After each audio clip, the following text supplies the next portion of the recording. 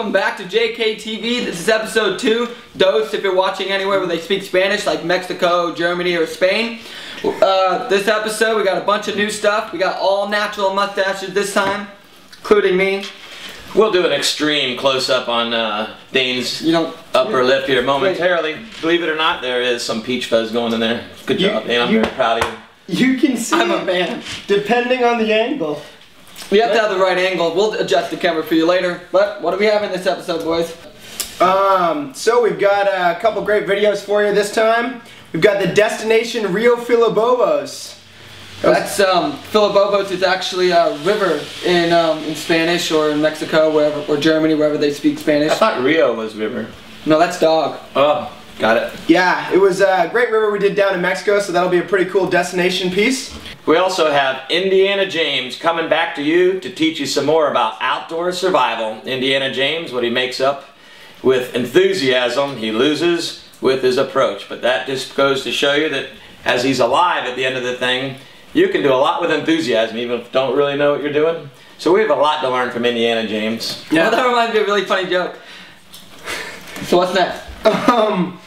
Yeah, so the gear review with the Lightning Flowtech paddles, you have to check those out. It's pretty cool. New paddle that's got graphics on the blades and stuff like that, so stay tuned and check that one out.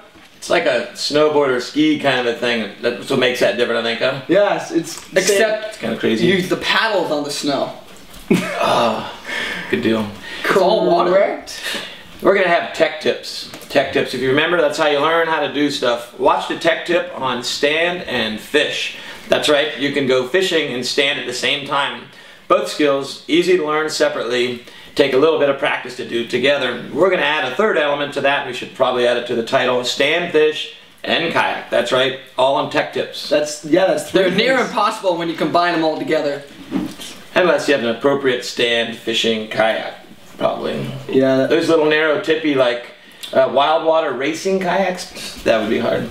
I could see that being hard. A yacht's the perfect one. Yeah, exactly. Stand, fish, kayak, 50-foot yacht, no problem. Is that why you've got your nice, your hat? The sailor's hat? It's not a sailor hat, it's a captain hat. Totally different. Captain of the ship, that's right. You are a captain of the ship, that's for sure. We're in a house. We've also... That's with a P. Anyway, we've also got Shot of the Month. You guys have been sending in some of your best shots, so thanks for doing that. So we'll show you some of the shots and we'll show you the winner of this month. Oh, it's a pretty awesome shot actually.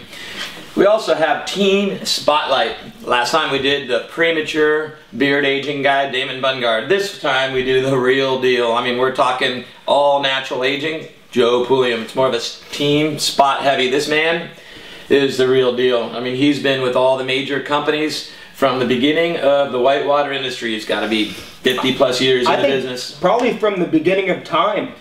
Well, the time he was friends with the T-Rex, but he survived. But seriously though, Joe Pulliam leads us down the Chattooga River. It's going to be awesome, so check it out. And the good news is you have plenty of time to get yourself a cup of coffee because he talks real slow and southern style. Check him out, Joe Pulliam. He's from the South. Biscuits and gravy style. South Carolina. Pizza. Awesome. Georgia. Well, thanks for coming back after episode 1. Means you obviously wasn't so bad that, you know, you came back for episode 2. We have a special news bulletin. Oh my gosh. In the news, we have some local news after all. I've been holding this rain gauge, watching it go during this time from 0.5 to 0.58 inches of rain. That's right, Rock Island, Tennessee. All the rivers are going to be running. And for you Japanese folks out there, I just wanted to say konnichiwa and genki desu ka? And for you, we've got a present. No, this samurai sword is not it. What it is subtitles. Dane here, he's going to add Japanese subtitles to all future things. So Dane, don't forget to add on that. Just remember. I don't speak Japanese. First, it's easy to write. You should learn. Yeah. Awesome. Right. So, sayonara. Hope you enjoy. Adios, amigos.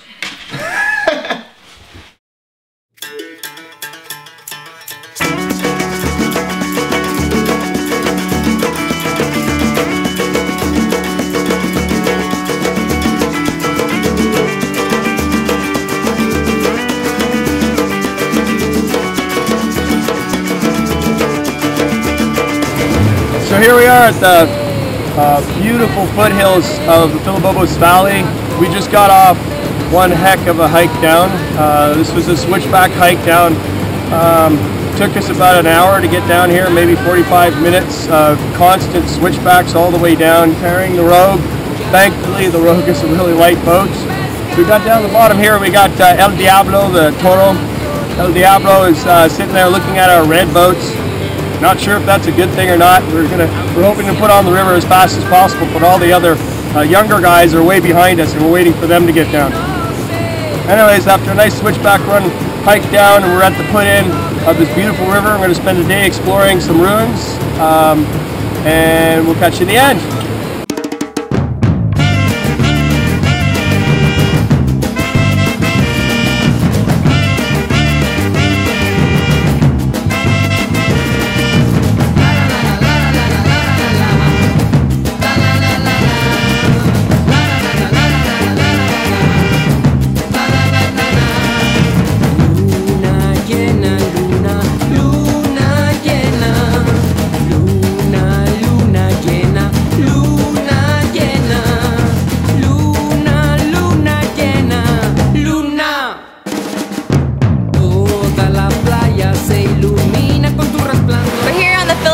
River, another gorgeous day, great weather, the water is crystal clear, feels like we're straight out of Tarzan, beautiful scenery, I can't wait to paddle the rest of the river. Sintiendo la arena, nadie deja de bailar. Baila, baila, que la luna te iluminará. Baila, baila y la energía te llegará. Baila, baila, que los santos te bendecirán. Con la tierra te armonizarás.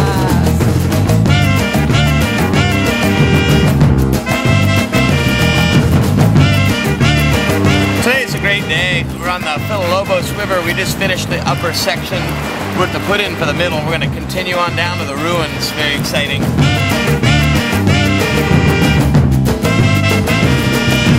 Luna llena, luna, luna llena. Luna, luna llena, luna llena.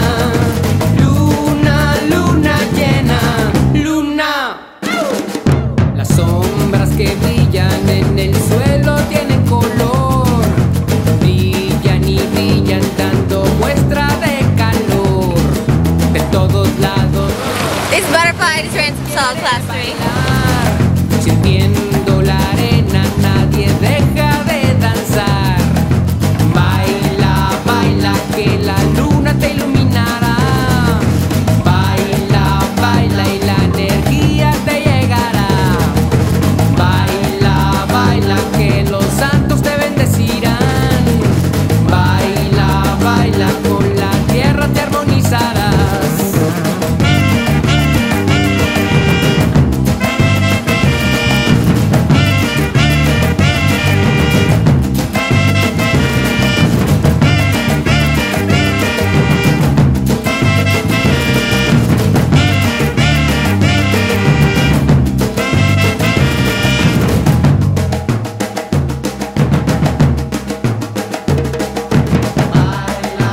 Finished a great day on the Filobobos. We did both the upper and the middle sections, and we ended up here at the ruins. This is a great Class 2, Class 3 river.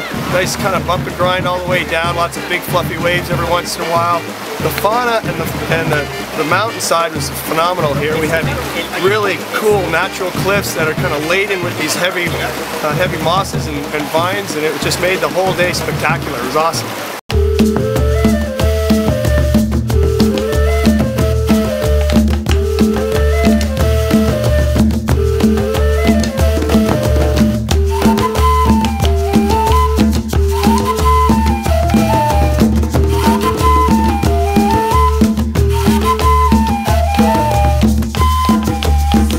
Just finishing loading boats after an unbelievably awesome day. Class 2-3 rapids, beautiful canyons, huge rock walls.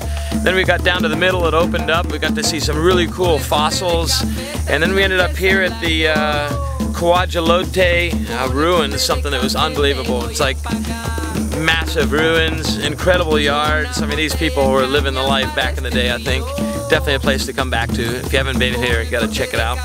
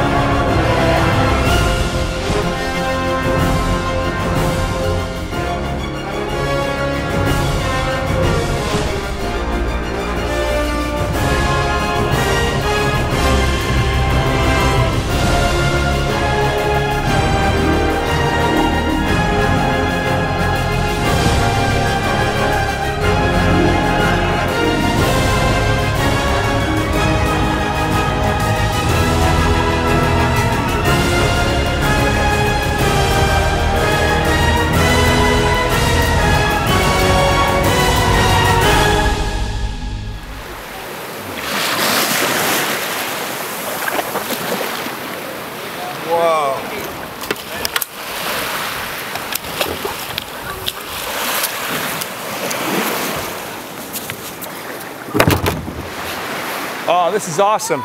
I just pulled into this uncharted beach off the Roca de Partida, and I'm pretty sure I've stumbled across this ancient ruins kind of area where there's looks like some sort of hieroglyphs here. Now I've got some background with the Eastern Asian hieroglyphics and not so much the Spanish stuff, but I think I could sound this out. It says Jackson. I believe that means sunshine.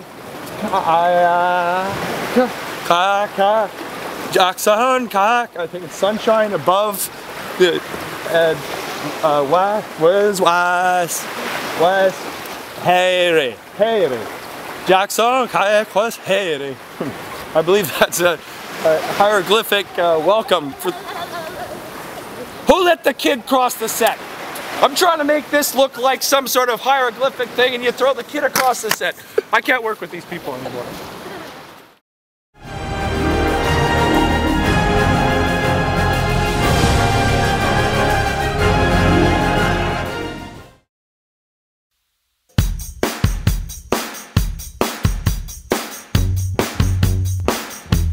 This gear review is on the Lightning Flowtech paddle. The Flowtech paddle is a very unique paddle, number one because of the construction. For the first time we're seeing snowboard and ski technology put in a paddle. This is not an epoxy composite layup. This is actually a pressed foam, so it's a high pressure system, the same thing to use with snowboards and skis. It creates a flexible blade that also has great wear characteristics and is super strong. Now of course you recognize this isn't a normal black paddle, and the reason is because like a ski and snowboard they can mold in graphics, and this is a custom graphic. It's called chlorophyll, it's supposed to look like a leaf. They've got a lot of graphics, you can do just about anything you want. The shaft is a standard carbon epoxy shaft. However, you'll notice that this bend shaft has a lot of bend in it, and it also has a lot of oval shape. It's a really incredible grip. The grip is probably my favorite grip for a couple reasons. Number one, it's got a lot of bend, so you've got a lot of torque for turning with your wrist, but it also has a lot of oval, so even with your eyes closed, you know where you're at on the paddle at all times. So it's a really easy position to hold. It's good on the wrist, and it also has a lot of oval for control. One of the things I like to do is I like to put some electrical tape on my paddle. All the shafts is actually very slippery when it's brand new because it's coming out of a mold. So electrical tape is important for this paddle, like a lot of the carbon shafts. So you need to put some kind of tape on if you really want to have a good grip. A couple other things about this paddle. You're going to notice while the shaft is fairly stiff, the blade flexes, and that flex, when you can first feel it when you take some hard strokes. Really provides a lot of shock resistance, so when if you hit rocks on a hard stroke trying to attain upstream or anything like that, it gives you a little shock resistance on it as well. The blade shape is kind of a standard asymmetrical shape. It seems to be very balanced when you take a stroke. There's no flutter, there's no twist in your hand either, and the blades are pretty big, so there's plenty of power. This paddle is a paddle I use for creeking, play boating, river running, everything. I don't have to switch it out. And the main reason is because it's got enough surface area and power that you can use it for everything from racing to play boating. This is my paddle of choice. I've been using it now for some time. I'm pretty fired up on them.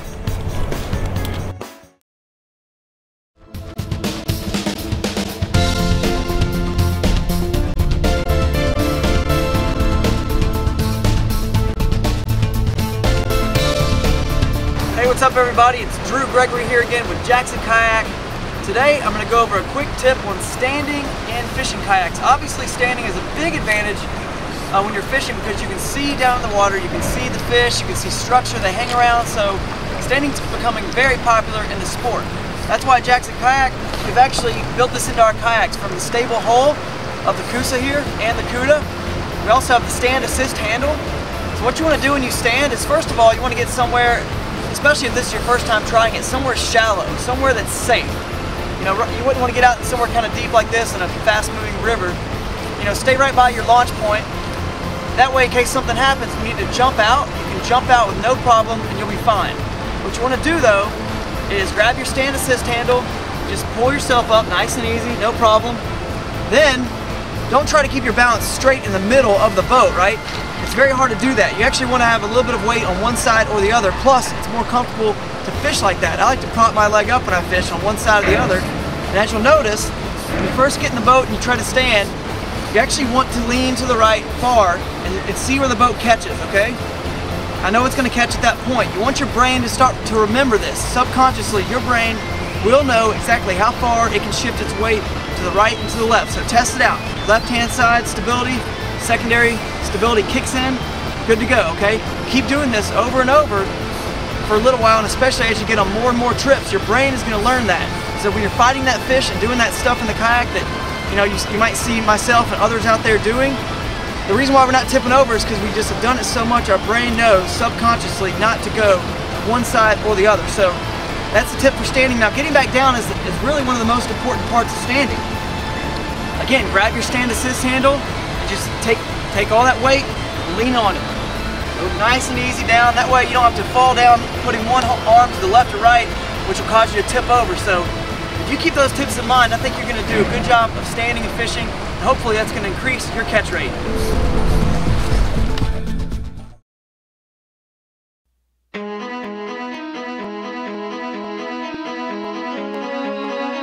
I'm Joe Pulliam. I work for Jackson Kayak, and I have avoided a title as much as I can, but they call me the head coach, and I live in Greenville, South Carolina, which is about an hour and a half from where we are now here at the Chattooga River. Well, I thought a canoe was really, really cool until I saw a kayak, and I saw it was even more exotic, and I just thought a kayak was the coolest thing that could ever be. So it's been almost 40 years now, and for most of that time I've made my kayaking and building kayaks mostly my profession, and have been involved with with a lot of the different companies, starting with Perception and then moving on to Dagger, which I started with a group of friends in 1988. And it's been not only an occupation or a vocation, but it is a lifestyle, and one of the great things about this business is you get to travel worldwide. You know some of the greatest people in the world, and you get to see the world from a perspective that few people do. So really, since my days at Clemson, my life has largely evolved and revolved around kayaking. I met my wife Lucy. Our first date, if you will, was on Section 2 of the Chattooga. We borrowed a Grumman aluminum canoe, and she wanted to paddle Section 3 of the Chattooga, but by the time I finally got her to do that, she realized she was more interested in flat water than white water, so she has more remained a canoeist while I pursued kayaking, which was a lot more fun. I met a guy named Bill Masters who had a couple of molds and had been building boats for a year or two, and we started building boats after school in his backyard. And then we started paddling a lot during school and missing class and coming up to the Chattooga and getting a quick trip in on Section 4. And all through this time we're in fiberglass boats. The group of us that had been paddling at Clemson basically became what now is known as Perception, and started making plastic boats in 1978.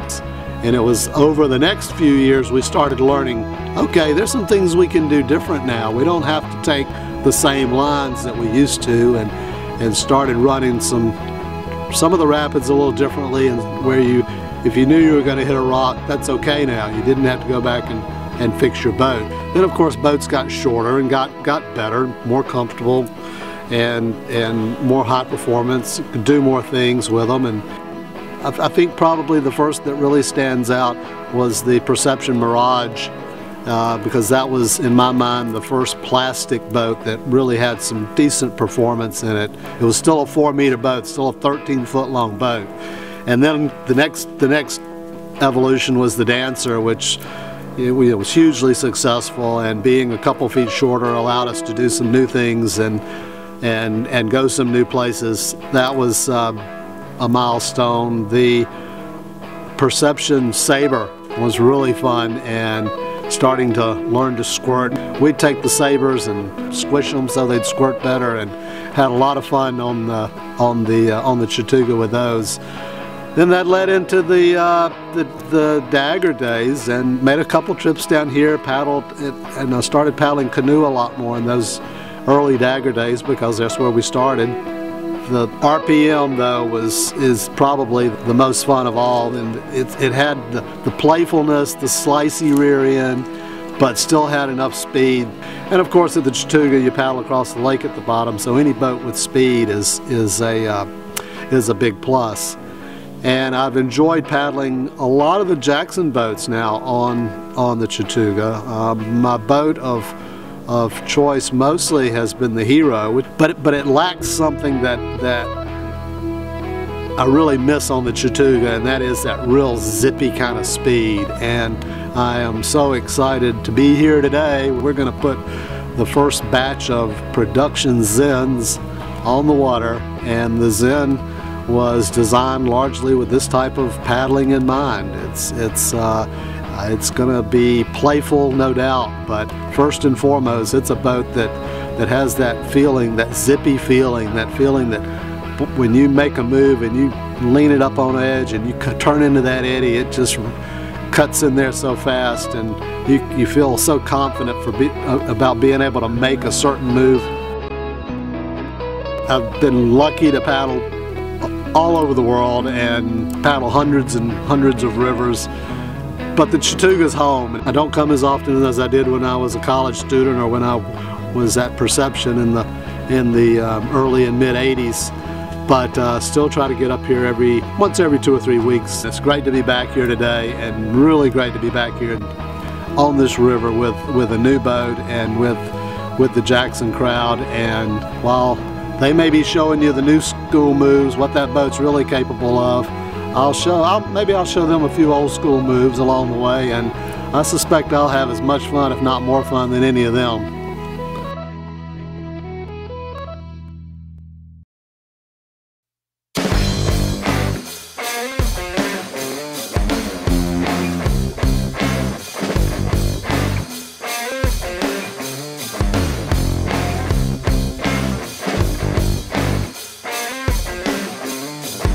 Thank you all so much for sending in your photo and video. We had many to choose from, but this month's winner was by Lucas Brietman. It was called Sweet Creek, and it's of a Jackson kayak villain boofing on Sweet Creek in Oregon. Now don't forget, March is right around the corner, so be sure to send in your photo or video in hopes of becoming that shot of the month. No, thank you. No, thank you. Thank me. Well, thank me, I would say probably. Actually, thank you guys. We're not in a new studio. Well, we hope you enjoyed JKTV episode 2, Dos, Zwei, Tri, whatever, in all the different languages. Number 2. Dos. Well, we hope you enjoyed it, and we'll see you next time for JKTV episode 3. Or 4, depending if we skip that one. And if you don't remember, today's the first Monday of February, February 6th. It's kind of weird. We thought of doing it January 31st because it was like the last day of January, but it wasn't the first Monday of the month. So we waited a week. The next one will be March 5th or something like that, the first Monday of March. Yeah, probably. Monday is a day in the month. You can check your calendar. I know a lot of things. Yeah. Awesome. And for those of you that know what a week is, it's really a day in the week. Thanks for coming by. You stay classy, interweb. But thanks for stopping by. I still don't know what that means. Thanks for stopping by. No, yeah, we're done now. Okay, still at 0.58 inches. Is it going up? Cut. Click. Ah.